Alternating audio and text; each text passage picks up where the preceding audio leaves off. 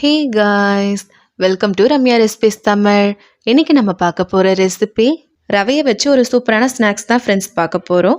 இது செய்கிறது ரொம்பவே ஈஸி, சட்டுன்னு செஞ்சிடலாம். அதே சமயம் டேஸ்ட்டுமே சூப்பராக இருக்கும். வீடியோக்குள்ளே போகிறதுக்கு முன்னாடி ஒரு அன்பான வேண்டுகோள் ஃப்ரெண்ட்ஸ், நம்ம சேனலை சப்ஸ்கிரைப் பண்ணாத நண்பர்கள் சப்ஸ்கிரைப் பண்ணிக்கோங்க. இப்போ வாங்க இந்த ஸ்நாக்ஸ் எப்படி செய்யலான்னு பார்க்கலாம். ஃபஸ்ட்டு ஒரு மிக்சி ஜாரில் அரை கப் அளவுக்கு ரவை சேர்த்துக்கலாம். இப்போ இது கூடவே 3 வரமிளகா, 1 டீஸ்பூன் சீரகம் சேர்த்துக்கலாம். இப்போ இது மூடி போட்டு மூடி நல்லா ஃபைன் பவுடரை அரைச்சிட்டு வந்துடலாம். பாருங்க, அரைச்சிட்டு வந்தாச்சு. இந்த அளவுக்கு நல்லா அரைச்சிருக்கணும். இப்போ ஒரு பவுலில் 2 கப் அளவுக்கு கோதுமை மாவு சேர்த்துக்கலாம். நான் இன்னைக்கு வீட்டில் அரைச்ச கோதுமை மாவு தான் யூஸ் பண்ணியிருக்கேன். நீங்கள் இதுக்கு பதிலாக கடையில் வாங்கின கோதுமை மாவு கூட யூஸ் பண்ணிக்கலாம். இப்போ இது கூடவே நம்ம அரைச்சி வச்சிருக்க பவுடரை சேர்த்துக்கலாம். இதுக்கு தேவையான அளவு உப்பு சேர்த்துக்கலாம். கொஞ்சமாக பெருங்காயத்தூள், பொடியை கட் பண்ண கருவேப்பிலை சேர்த்துக்கலாம். சேர்த்துட்டு இது ஒரு வாட்டி நல்லா மிக்ஸ் பண்ணி விட்டுக்கலாம். இப்போ இது கூடவே அரை குழிக்கரண்டி அளவுக்கு சூடாக இருக்கிற எண்ணெயை சேர்த்துக்கலாம். நீங்கள் இதுக்கு பதிலாக பட்டர் கூட சேர்த்துக்கலாம். நான் இன்னைக்கு சூடாக இருக்கிற எண்ணெயை சேர்த்துருக்கேன். எண்ணெய் நல்லா சூடாக இருக்கணும். இந்த மாதிரி நல்லா சூடாக இருக்கிற எண்ணெயை சேர்க்கும் போது ஸ்நாக்ஸ் நல்லா கிறிஸ்பாக இருக்கும். சேர்த்துட்டு இது ஒரு வாட்டி நல்லா மிக்ஸ் பண்ணி விட்டுக்கலாம். ரொம்ப சூடாக இருக்கும், அதனால் ஃபஸ்ட்டு இந்த மாதிரி ஸ்பூனை வச்சு மிக்ஸ் பண்ணி விட்டுக்கணும். இப்போ சூடு நல்லா குறைஞ்சிட்டு இருக்கும், அதனால் ஸ்பூன் எடுத்துட்டு கையை வச்சு நல்லா அந்த கட்டிகள்லாம் உடச்சி விட்டுக்கலாம். இப்போ இது கூடவே கொஞ்சம் கொஞ்சமாக தண்ணி சேர்த்து நல்லா பிசைஞ்சிக்கலாம். தண்ணியை மொத்தமாக சேர்த்துற வேணாம், இந்த மாதிரி கொஞ்சம் கொஞ்சமாக சேர்த்து பிசைஞ்சிக்கணும்.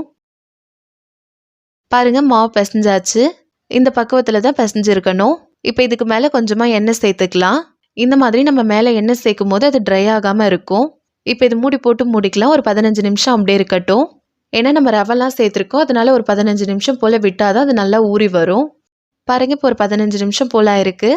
மாவு இன்னுமே நல்லா கெட்டியாகி வந்திருக்கு. இப்போ நம்ம பிசைஞ்சு வச்ச மாவுலேருந்து கொஞ்சமாக எடுத்து உருண்டை உருட்டிக்கலாம். இப்போ இந்த மாவு திரட்டணும், அதுக்கு ஒரு சப்பாத்தி கட்டையில் கொஞ்சமாக மாவு சேர்த்துக்கலாம். இப்போ அதில் நம்ம உருட்டி வச்ச உருண்டையை வச்சு திரட்டிக்கலாம். நம்ம மாவு சேர்த்து திரட்டும் போது அது ஒட்டாமல் வரும். எந்த அளவுக்கு முடியுமோ அந்த அளவுக்கு நல்லா மெலிசாக திரட்டிக்கணும். பாருங்கள், திரட்டியாச்சு. நம்ம மாவு ரொம்ப திக்காக திரட்டிட்டோன்னா அது கிறிஸ்பாக இருக்காது, அதனால எந்த அளவுக்கு முடியுமோ அந்த அளவுக்கு மெலிசாக திரட்டியிருக்கணும். இப்போ இதை கட் பண்ணிக்கலாம். இப்போ இந்த மாதிரி கத்தி வச்சு ஃபஸ்ட்டு நீல வாக்கில் கட் பண்ணிக்கலாம். அதுக்கப்புறம் இந்த மாதிரி 3ஆக கட் பண்ணிக்கணும். பாருங்கள், இந்த மாதிரி தான். பாருங்கள், கட் பண்ணியாச்சு. நல்லா மெலிசாக கட் பண்ணியிருக்கணும். இப்போ இதை நம்ம ஆயிலில் போட்டு ஃப்ரை பண்ணிக்கலாம். இப்போ இது ஃப்ரை பண்ணுறதுக்கு ஒரு கடாய் வச்சு எண்ணெய் ஊற்றிக்கலாம். இப்போ எண்ணெய் நல்லா சூடாகி வரட்டும். இப்போ நம்ம கட் பண்ணி வச்சுருக்கோம்ல, அது ஆயிலில் சேர்த்துக்கலாம். போட்ட உடனே ஒரு செகண்ட் அப்படியே விட்டுடணும். நம்ம அதுக்கப்புறமா தான் கரண்டி வச்சு மிக்ஸ் பண்ணி விடணும். அடுப்பு ஹை ஃப்ளேம்லேயே இருக்கட்டும், லோ ஃப்ளேம்லேயும் மீடியம் ஃப்ளேம்லேயும் வைக்க வேண்டாம். ஏன்னா நம்ம மெலிசாக கட் பண்ணி இருக்கிறதுனால அது சட்டுன்னு குக் ஆகி வந்துடும். அதனால ஹை ஃப்ளேமில் வச்சே பொரிச்சு எடுத்துக்கலாம். பாருங்கள், இப்போ இது நல்லா கலர் சேஞ்ச் ஆகி வந்திருக்கு. அதே சமயம் நல்லா ஃப்ரை ஆகிடுச்சு. இப்போ இதை எடுத்துடலாம். இப்போ இதே மாதிரி மீதி இருக்கிறதையும் போட்டு எடுத்துக்கலாம். இதை நம்ம தனியாக ஒன்று ஒன்றா சேர்க்கணுன்றது அவசியம் கிடையாது. நம்ம மொத்தமாக எடுத்து ஆயிலில் போட்டாலே அதுவே தனித்தனியாக பிரிஞ்சு வந்துடும். இப்போ நம்மளுடைய ஸ்நாக்ஸ் சூப்பராக ரெடி ஆயிடுச்சு.